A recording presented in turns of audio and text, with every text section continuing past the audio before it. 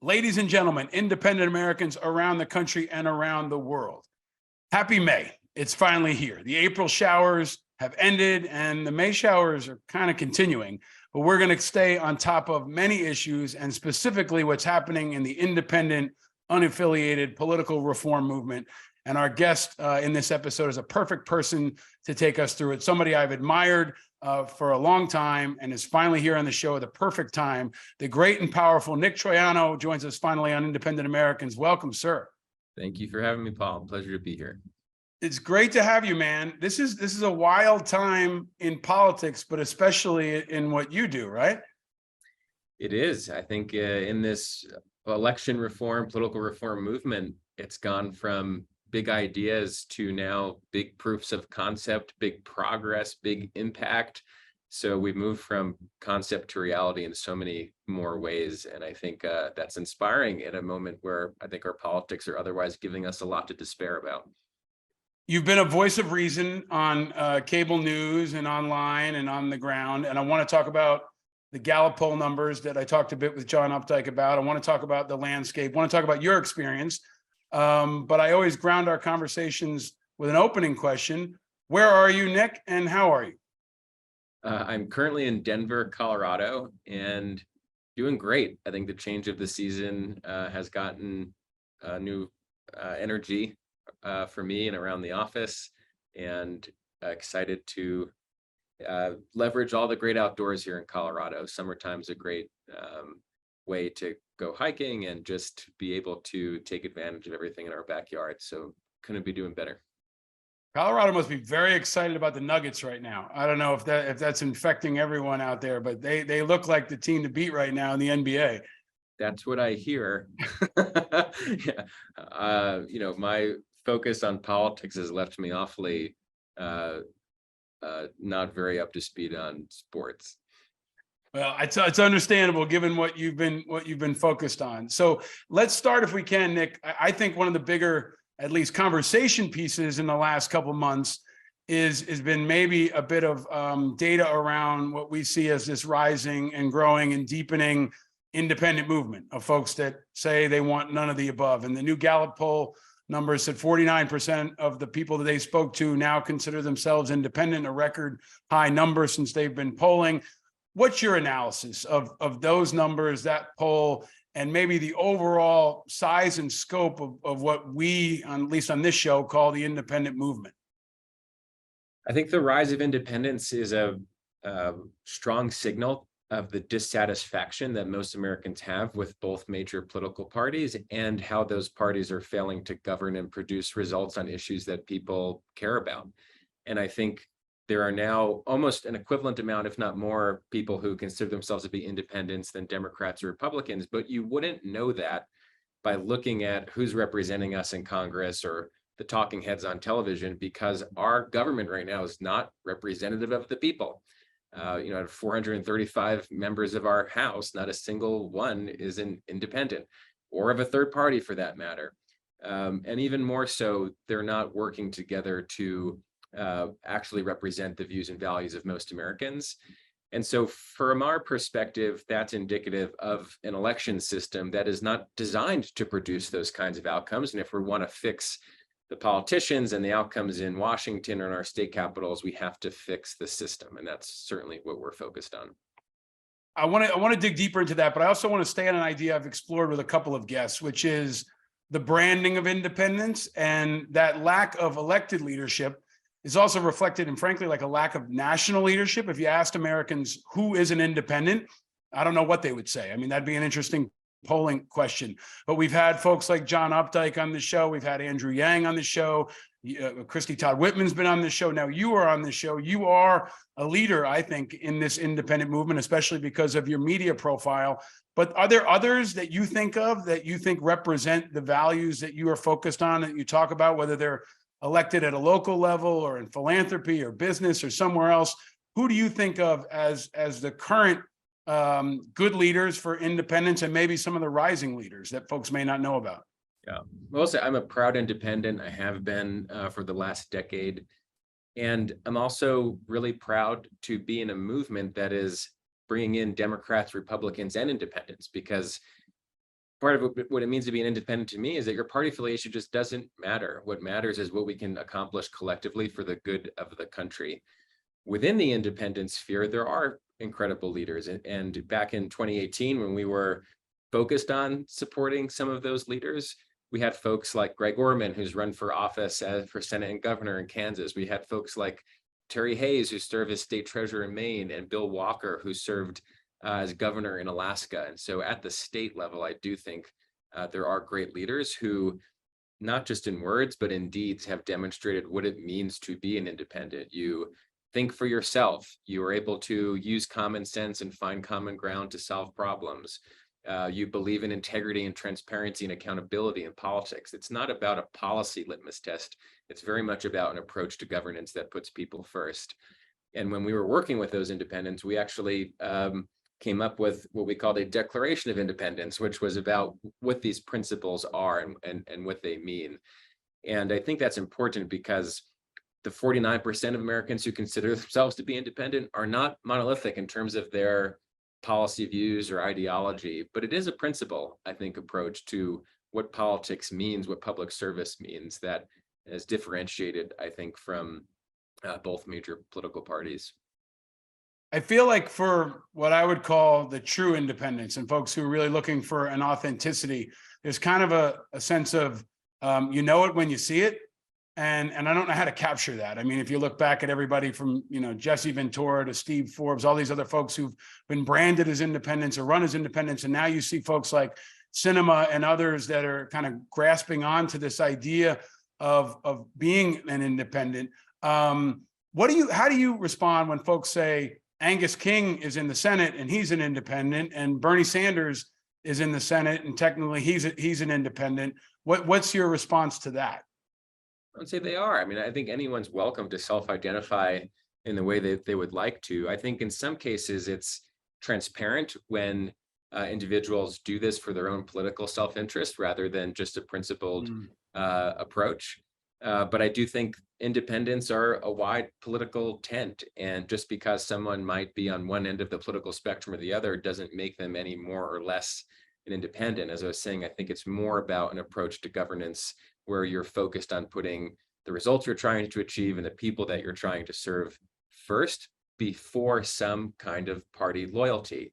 And that party loyalty was something that, of course, our founders feared, right? When they warned us about the mischiefs that so-called factions would have in our politics.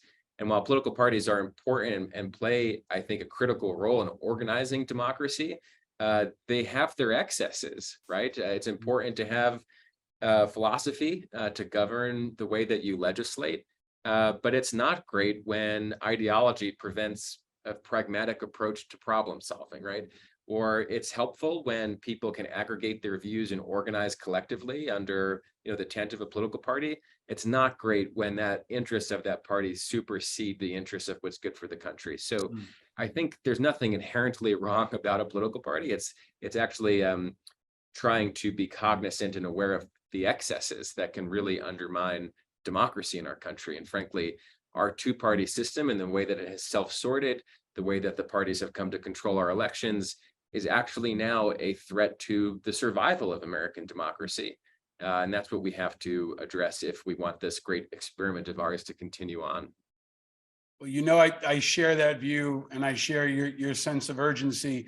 I look forward to the day when there's an independent caucus in the Senate and in the House or in the Hill in any way. But in the meantime, we're stuck kind of looking for leaders and trying to elevate leaders while you're doing a structural reform on the ground. And then I think because the independent brand is so exciting and also so malleable, you've got this, I think, almost every 4 years, you've got the fear mongering around independence, right? And I think that's happened now with the no labels conversation around running a split party ticket for president. Can you talk about that? I mean, right now, it looks like we're going to have Trump versus Biden. There's going to be talk of third party candidates. Someone like Tulsi Gabbard could run, someone like Cinema could run, and groups like No Labels and others could put a ticket up. Do you feel like that sets us back?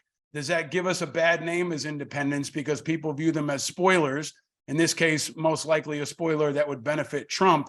Can you break down your analysis on that, since you've been working in this space for so many years, and it seems to be almost every 4 years we have a presidential, and people get all pissed off at independents?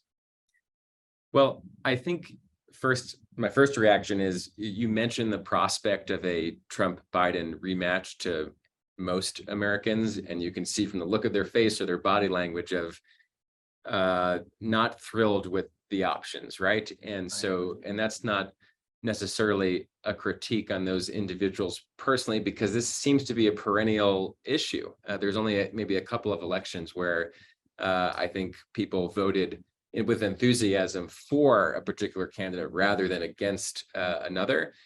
And that, I think, is rooted in the fact of we're in a country of over 330 million people. We only get two choices, and that doesn't quite serve us well on the presidential level. I think other countries, when you look at France, for example, they have a 2-round election system, and multiple parties can put forward leaders. If no one gets a majority, there's a runoff, and there's very little actual decrease in turnout between those elections. And you had back in 2017 a far right and far left candidate, and then you had Emmanuel Macron come out of nowhere with this unmarched movement and be able to win the presidency without the backing of a major party.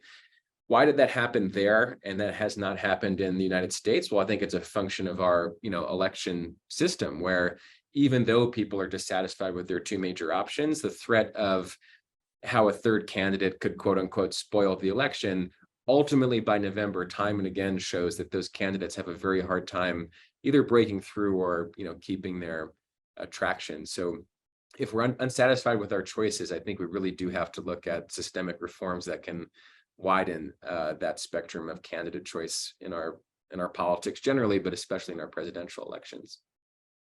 Nick, for folks watching on video, they can see that Unite America is on the walls and behind you. It's the organization you now lead. It's Teacher Appreciation Week in America, and I feel like you've been teaching America, especially on cable news, about these issues for a long time. But the organization that you're running and that's working on the ground is Unite America. Can you, for folks who aren't political insiders or who haven't maybe seen you on the news, can you tell them what is Unite America? What do you want to achieve, and what's your strategy to do it? So Unite America is a philanthropic venture fund that invests in election reform, mostly at the state level around the country, with the vision of trying to foster a more representative and functional government.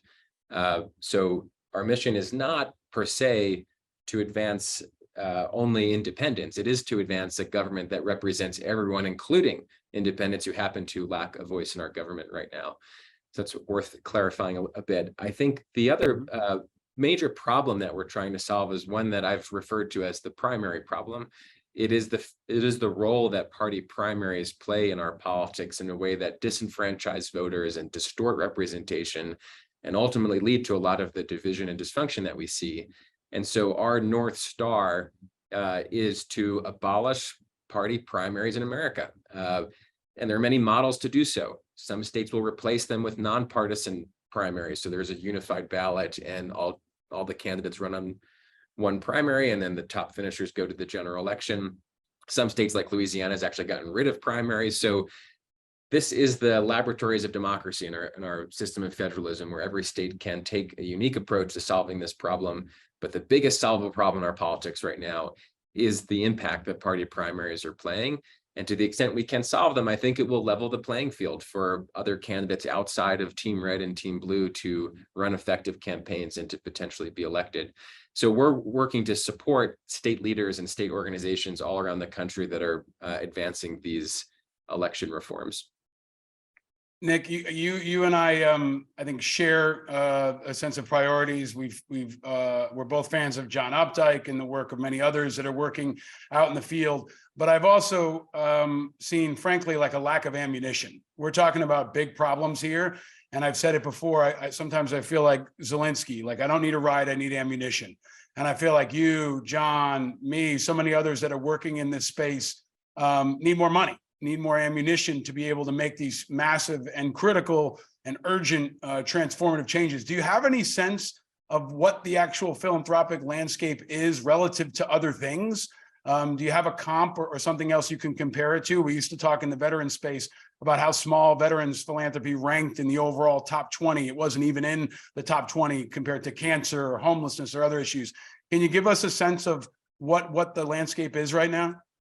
There was a study done a couple of years ago that showed the nonpartisan democracy movement as a whole, of which election reform is a part, was about $150 million a year philanthropic space, which can sound like a lot of money, but it's relative to, $8 billion a year plus being spent on partisan politics and hundreds of billions of dollars that are spent charitably. And so our view is not only do we need to accelerate the resources being invested in democracy reform, we need to make the case that those are some of the highest return on investments one can make, because you're investing upstream of where there's a lot of challenges in society, and you're fixing the incentive structure for our leaders to actually be better equipped to solve those problems. So whether you care about climate or immigration or education or the federal budget, investing in a healthy democracy is probably the best investment we could make, and is the fundamental challenge of our time. We have lots of philanthropy going to good causes from hospitals and universities and the arts, for example. We'd like to see some major gifts being given to endow our democracy with a system that can endure, for our time. And so that is the focus of where Unite America is today, is in trying to build a cross-partisan philanthropic community to help invest in many of the great organizations and leaders out there, because we have amazing leaders in this movement from across the political spectrum that are working and grinding it out in state capitals and in local communities around the country. And to your point, they need ammunition, and our mission is to try and get them that. Well, Nick, you've not only been in the war room and been at the strategic level, you've also led by example. You're reflective of this movement in that we see so many young people who are declaring as independents or refusing to affiliate themselves with either party. In 2014 in Pennsylvania, you actually ran as an independent for Congress. Not too many folks have done that. So I think it's a really unique perspective and insight. Can you share with us, what was that like? What did you learn? And what does that tell us about the prospects and potential for independent candidates in the future? It was one of the best experiences I've ever had in my activism and in my professional journey in election reform. And the reason was because no matter how much we can wring our hands about how dysfunctional the system seems and how corrupt it may seem, my own experience was being 25 years old at the time, going out to collect 7,500 signatures from people I didn't know and also friends and neighbors, was we still have the tools. I somehow got my name on the ballot. I somehow shared the debate stage with the incumbent congressman, was able to hold him accountable in a way that no one else at the time was. And at the end of the day, when people went to the voting booth, everyone still got one vote to decide that election. And even though I didn't win, and it wasn't even close, although we did better than any independent in 20 years, it demonstrated to me that we still have the tools of our democracy at our disposal to make the difference. And we just need to keep working to build the infrastructure, recruit the leaders, fix the system, so that this movement of people who want to see a better politics can express itself. And that was clear to me in 2014 in Pennsylvania's 10th district on election day. I'll never forget going polling location by polling location to visit with volunteers who were out there handing literature. And there was a Green Party member, there was a Libertarian, there was a Democrat, there was a Republican. It was not just independents. It was people who were dissatisfied with the status quo who got involved in the campaign. And it demonstrated to me that there's kindling out there for this movement. And it's one that, of course, I've stuck with.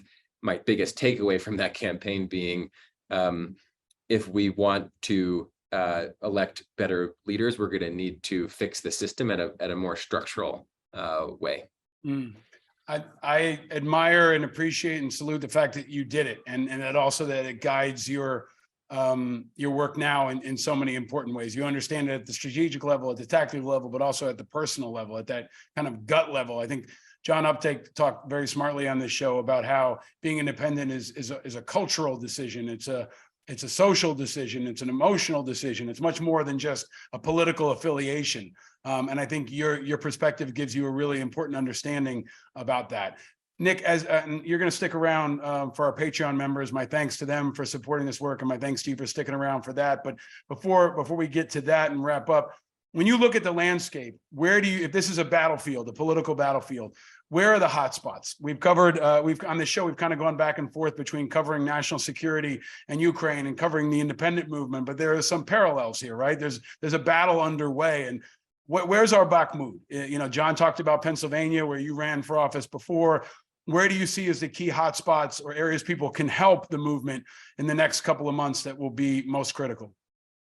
Well, I think right now, the front of our war should be the 15 states that systemically disenfranchise independents from even being able to vote in primary elections that so often dictate the ultimate outcome of these elections. So there are over 11 million Americans who literally cannot access the ballot box in those consequential elections. It's unfair, it's undemocratic, it's an injustice, and we ought to be organizing in each of those states to change those laws, some of which we can do through legislative efforts, some of which you can actually do at the ballot. I do think Pennsylvania is a good example of that, where there's a great legislative effort being led by Ballot PA. There's also efforts right now in states like South Dakota, which is collecting signatures to not just allow independents to participate, but to replace the party primaries with a nonpartisan primary.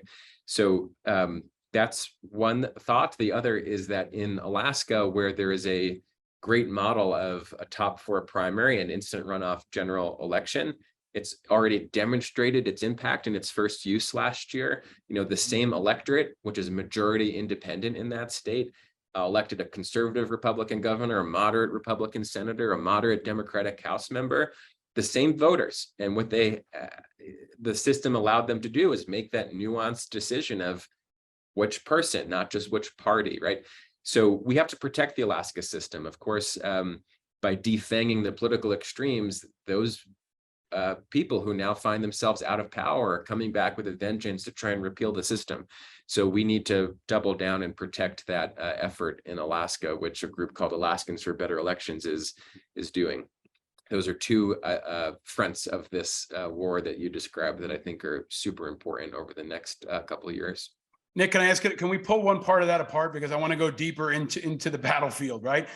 We are often fighting the Democratic Party and the Republican Party. In some of those states, the parties are going to be fighting tooth and nail. In Alaska, I mean, one of the other outcomes is the more extreme candidates lost. Candidates like Sarah Palin, right? That was very high profile and I think radical, considered extreme. Looks like the members of the Alaskan voting bloc considered her extreme.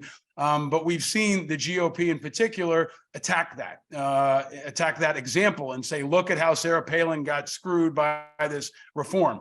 Can you talk about who is opposing you on that battlefield specifically? You're outgunned, you're being crafty and waging kind of a guerrilla campaign, but who are the conventional forces, for example, in Alaska and in Pennsylvania that you're up against? Whoever is in power and benefits from the status quo. So that can be one party, both parties, a different party in any particular state. But I would like to challenge the premise of that, to make the case to these political parties that the system itself is not benefiting them either. You know, if their goal is to be able to organize around a political agenda and enact that political agenda, the system itself is screeching to a halt with gridlock. No one's being served by this system. And even more acutely, I think we've seen example after example where the primary system has produced unrepresentative nominees for both parties that they have then gone on to lose the general election. So whether that's Kurt Schrader, you know, who was a pragmatic Democrat in Oregon who lost his primary, then the seat flipped to Republican in the general election, or the half dozen Senate seats where Republicans have nominated election denying candidates that went on to then lose those elections and therefore the U.S. Senate. I think both parties ought to reconsider and see how they too, you know, can benefit from a more competitive system where they can advance candidates that are appealing to the broader electorate. Especially right now, as we have this conversation, the debt ceiling debate is ripping the country apart.